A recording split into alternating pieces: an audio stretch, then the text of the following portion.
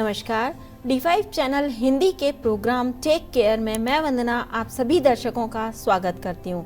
इस प्रोग्राम में हम दर्शकों का ही सवाल लेते हैं और हमारा आज का सवाल है कि डायबिटीज़ यानी कि मधुमेह जिनको होता है उनको क्या चीज़ खानी पीनी चाहिए और क्या चीज़ नहीं खानी पीनी चाहिए, या यूँ कहें कि कौन सा आटा खाना उनके लिए फ़ायदेमंद होता है। डायबिटीज़ जिसे कि हम लाइफस्टाइल डिजीज़ भी कहते हैं, जो कि आपके लाइफस्टाइल डिसऑर्डर के कारण होता है, यानी कि आपका ख़राब लाइफस्टाइल इसके लिए ज़िम्मेदार कहा जा सकता है। डायबिटीज़ वैसे तो दो तरीके की होती है, टाइप 1 और टाइप 2। टाइप 1 डायबिटीज़ वो होती है जो पैतृक होती है, आनुवंशिक होती है, यानी कि पीढ़ी दर पीढ़ी चलती होती है। पिता से पुत्र को या पुत्री को, मतलब माता पिता से संतान को होती है, वो टाइप 1 डायबिटीज़ कहलाती है। और टाइप 2 डायबिटीज़ आपके लाइफस्टाइल डिसऑर्डर की वजह से होती है, आपके खान पान की वजह से होती है, आपके चिंता तनाव की वजह से होती है। ऐसे बहुत से कारण हैं जो कि आप खुद न्योता देते हैं जिस वजह से आपको डायबिटीज़ होती है।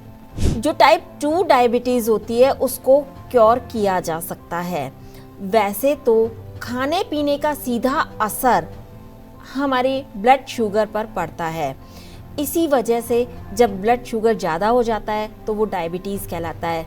आजकल इसकी नॉर्मल वैल्यू 120 तक बताई जाती है, मगर इससे ज़्यादा होने पर शुगर यानी कि शक्कर या मीठी चीज़ें बंद करवा दी जाती हैं, चाहे वो पकवान हो या कुछ भी हो मीठा, सब कुछ बंद करवा दिया जाता है। डायबिटीज़ होने पर आप कई सारी और बीमारियों को भी न्योता देते हैं, जिनमें किडनी की प्रॉब्लम है, लीवर की प्रॉब्लम है, आँखों से दिखना कम हो जाता है, आँखों की रोशनी कम हो जाती है। ऐसी कई सारी और बीमारियां को जन्म मिल जाता है। कहने का मतलब ये है कि आपको और बीमारियां होने का खतरा रहता है, जिसमें heart disease, heart blockage, heart attack का खतरा भी बढ़ जाता है, ब्रेन स्ट्रोक का खतरा बढ़ जाता है। ऐसी बहुत सी बीमारियों का खतरा बढ़ जाता है, हाई बीपी हो जाता है। इन सभी से छुटकारा पाने के लिए आपको अपना खान पान सुधारना होगा। अगर आप अपना खान पान सुधारते हैं तो आप इन सभी बीमारियों से बचे रहते हैं। साथ ही साथ आपका ब्लड शुगर लेवल कंट्रोल में रहेगा, और ब्लड शुगर लेवल अगर एक बार कंट्रोल में हो गया तो उसको मेंटेन रखना आपकी अपनी जिम्मेदारी होती है। इसीलिए हम आज आपको ये बताने वाले हैं कि आपको कौन कौन से अनाज खाने चाहिए, यानी कौन सा आटा आप खा सकते हैं। तो आइए शुरुआत करते हैं सबसे पहले जौ के आटे से। जौ का आटा खाना बहुत ही फायदेमंद होता है। डायबिटीज़ पेशेंट को जौ का आटा खाना चाहिए। कहने का मतलब ये है कि अगर आप गेहूं का आटा खा रहे हैं तो उसे तुरंत रोक दीजिए, उसकी जगह आप जौ का आटा खा सकते हैं, क्योंकि इसमें काफ़ी ज़्यादा मात्रा में फाइबर होता है और फाइबर शरीर के लिए बहुत अच्छा होता है, पाचन शक्ति को बढ़ाता है, पाचन शक्ति दुरुस्त करता है। इसके अलावा आप जो कुछ भी खा रहे हैं उसको पचाने में मदद करता है, तो इससे ब्लड शुगर लेवल भी नहीं बढ़ेगा और खाना आसानी से पच जाएगा, जो कि डायबिटीज़ से बचाने में काफ़ी सहायक सिद्ध होता है। इसके अंदर आपको जो फाइबर मिलता है वो फाइबर शरीर की काफ़ी कमियों को दूर कर देता है। अक्सर आटा वो खाना चाहिए जिसमें स्टार्च की मात्रा कम से कम हो। हमने बात करी थी जौ के आटे की, तो उसमें भी स्टार्च कम से कम होता है। दूसरा है बाजरे का आटा। बाजरे के आटे में मैग्नीशियम भरपूर मात्रा में होता है, इसलिए बाजरे का आटा खाने से insulin level, blood sugar level control में रहता है। इसी वजह से बाजरे के आटे को खाना बहुत ज़्यादा उत्तम माना जाता है। वैसे अगर आप बाजरे की रोटी बना करके रख लें और अगले दिन सवेरे आप उसे दूध में मैश करके खाते हैं, याद रखिए कि इसके अंदर आपको चीनी नहीं डालनी है, कोई भी मीठी चीज़ नहीं डालनी है इसके अंदर। आप अगर उसमें मैश करके खाते हैं उस रोटी को, तो वो आपके लिए बहुत ज़्यादा फ़ायदेमंद साबित होगा। आज से ही इसे अपने ब्रेकफास्ट में शामिल कर लें। जो डायबिटीज़ के पेशेंट हैं उन लोगों के लिए ये बहुत ज़्यादा ज़रूरी है। ऐसा करने पर उनका ब्लड शुगर लेवल 1 सप्ताह में ही कंट्रोल में आ जाएगा और इससे आगे आपको डायबिटीज़ बढ़ेगी भी नहीं। इसके अलावा शरीर के अंदर और जितनी कमियां हैं वो भी धीरे धीरे पूरी होती जाएंगी। बाजरे के आटे का प्रयोग टाइफाइड में भी किया जाता है। बाजरे का आटा शरीर की इम्यून शक्ति को बढ़ाने का भी काम करता है। इसी वजह से इसका प्रयोग बहुत ज़्यादा अच्छा माना गया है। तो आज ही अपने ब्रेकफास्ट में बाजरे के आटे की रोटी का प्रयोग करना शुरू कर दें। आप इसे दालों के साथ भी काम में ले सकते हैं, सब्जियों के साथ भी काम में ले सकते हैं इस रोटी को। तो आपको जैसा भी ठीक लगता है आप उसके साथ इसे काम में ले सकते हैं, आप इसे खा सकते हैं। बाजरे का आटा वैसे तो आजकल सभी जगह मिल जाता है, लेकिन इसको आपने छानना नहीं है। बिना छाने इसको एज इट इज़ काम में लेना है ताकि आपको फाइबर भी भरपूर मात्रा में मिल सके। राजगिरे का आटा। राजगिरे के आटे में ग्लूटेन बिल्कुल भी नहीं होता है, तो ये आटा डायबिटीज़ रोगियों के लिए बहुत ज़्यादा फायदेमंद है। आप गेहूं की रोटी की जगह राजगिरे के आटे की रोटी खा सकते हैं। वैसे जो आटा व्रत में काम में लिया जाता है उसको भी आप काम में ले सकते हैं। इससे भी डायबिटीज़ रोगियों को काफ़ी फ़ायदा मिलता है। इसके अंदर भी काफ़ी सारे पोषक तत्व होते हैं। आप इसे बिना छाने काम में लेंगे तो ज़्यादा अच्छा होगा।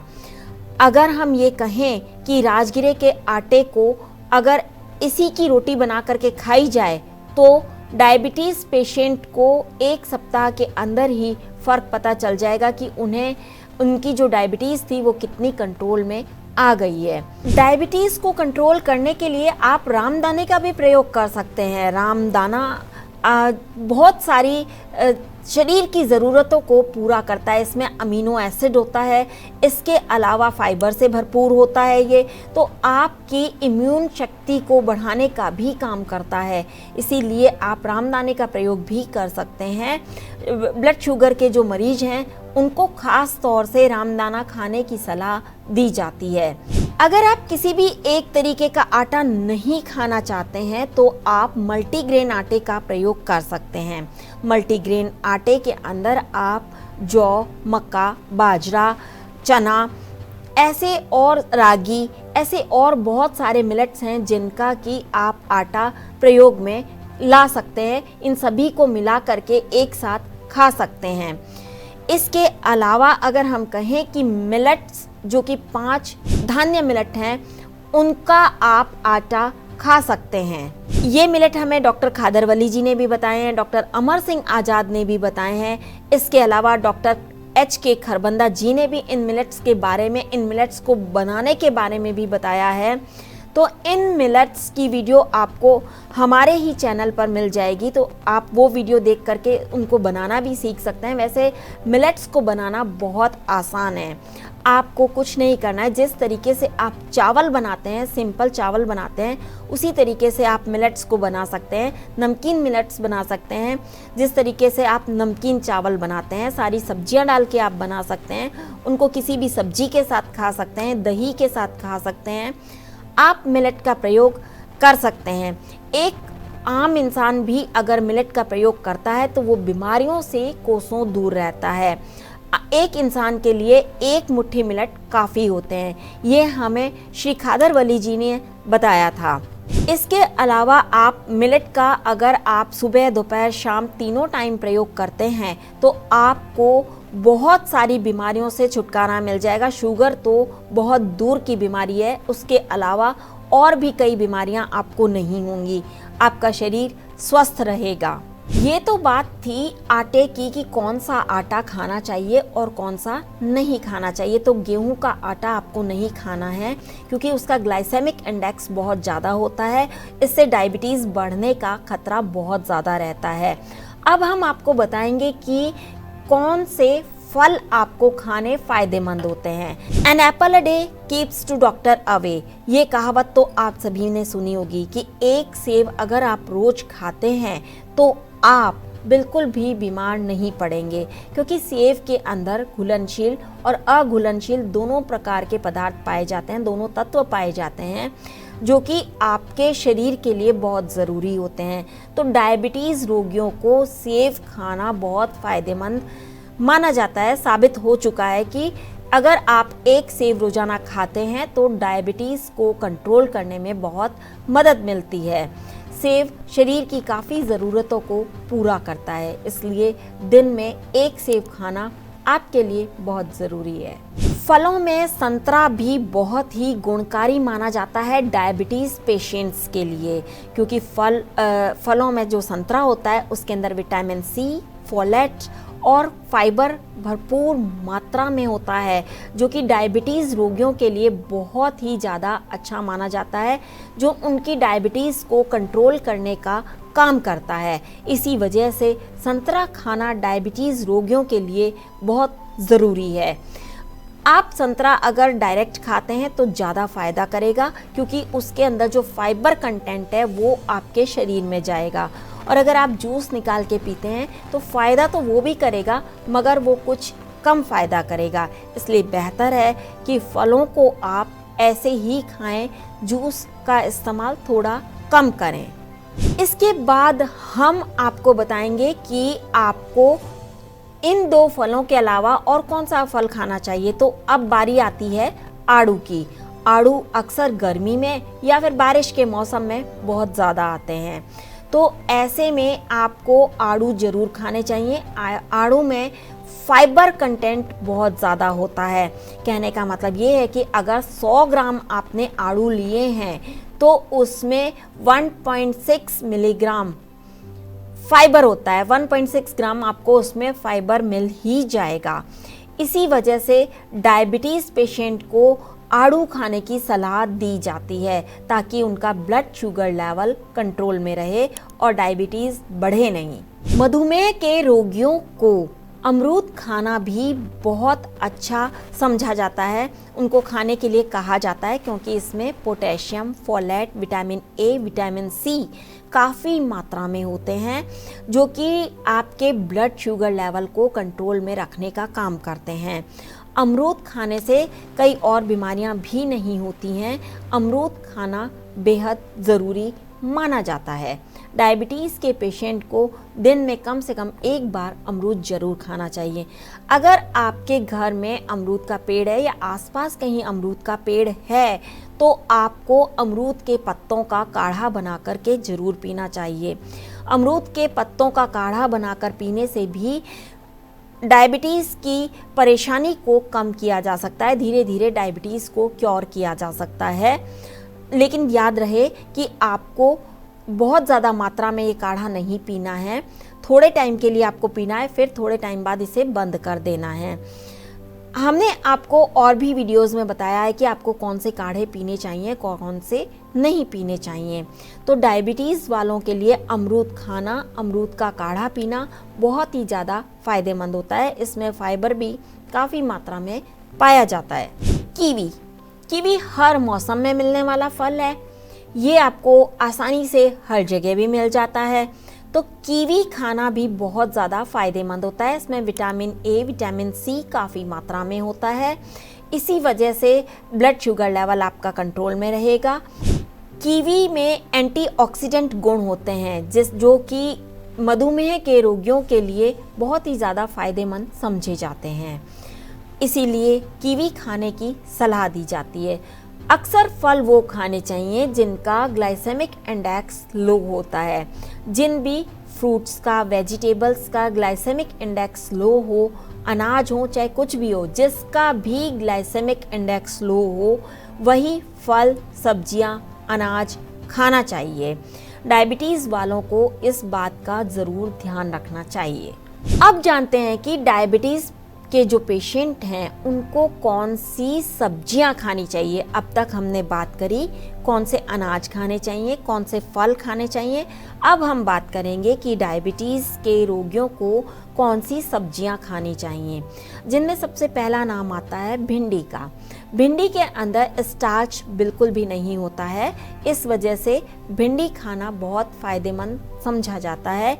इसमें फाइबर कंटेंट काफ़ी ज़्यादा होता है, इसी वजह से भिंडी खाना अच्छा माना जाता है। इसमें घुलनशील तत्व भी बहुत होते हैं, इसी वजह से भिंडी को डायबिटीज़ के रोगियों के लिए बेहतर माना जाता है। इसके बाद बारी आती है गाजर की।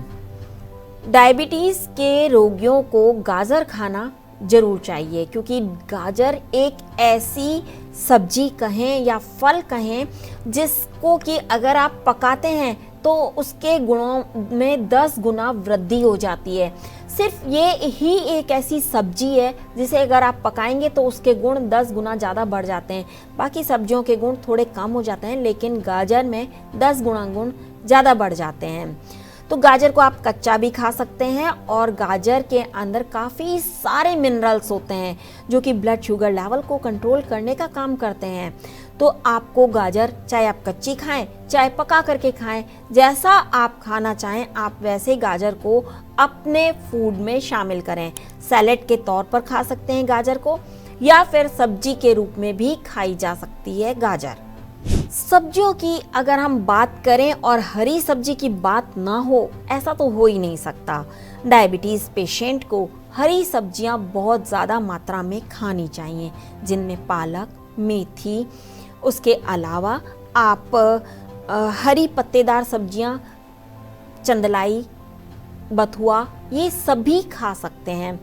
इसके अलावा आप ब्रोकली खा सकते हैं, पत्ता गोभी खा सकते हैं।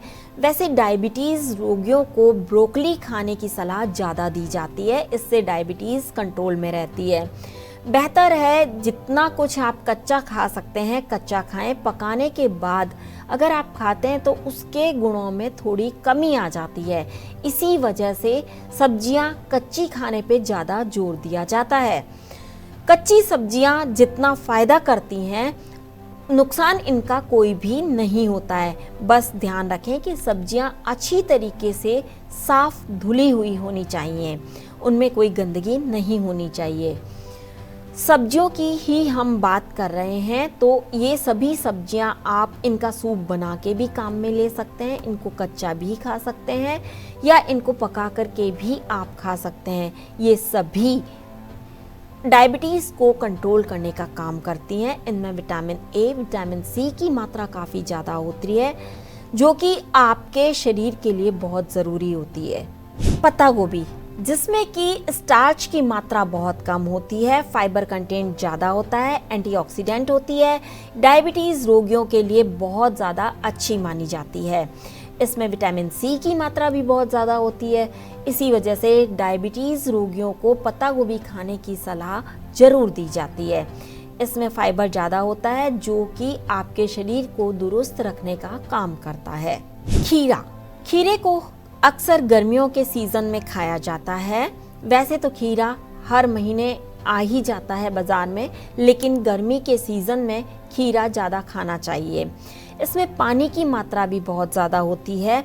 इसके अलावा खीरे में फाइबर भी बहुत ज़्यादा होता है, इसलिए डायबिटीज़ रोगियों को खीरा खाने की सलाह दी जाती है। स्टार्च इसमें बिल्कुल भी नहीं होता है, इसी वजह से खीरा डायबिटीज़ यानी कि मधुमेह रोगियों को खाने को कहा जाता है, ताकि उनका ब्लड शुगर लेवल कंट्रोल में रहे। खीरा जिसमें कि पानी की मात्रा बहुत ज़्यादा होती है, तो ये गर्मियों का फल है, तो आप इसे गर्मियों में खाएं। इसे आप कच्चा भी खा सकते हैं, और इसके अलावा कुछ फल सब्जियां ऐसी होती हैं जिन्हें आप कच्चा भी खा सकते हैं, पका के भी खा सकते हैं। पत्ता गोभी भी उनमें से एक है जिसे आप कच्चा भी खा सकते हैं और पका के भी खा सकते हैं।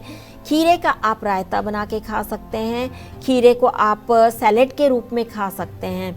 तो आपको जैसा टेस्ट अच्छा लगे वैसा ही आपको खीरे को खाना चाहिए। तो ये वो फल, सब्जियां और अनाज था जो आसानी से आपको उपलब्ध हो जाता है, और ये सभी डायबिटीज़ रोगियों के लिए बहुत ही फ़ायदेमंद होता है। इससे आँखों की ज्योति बरकरार रहती है। इसके अलावा कई सारी बीमारियों से आपको छुटकारा मिलता है।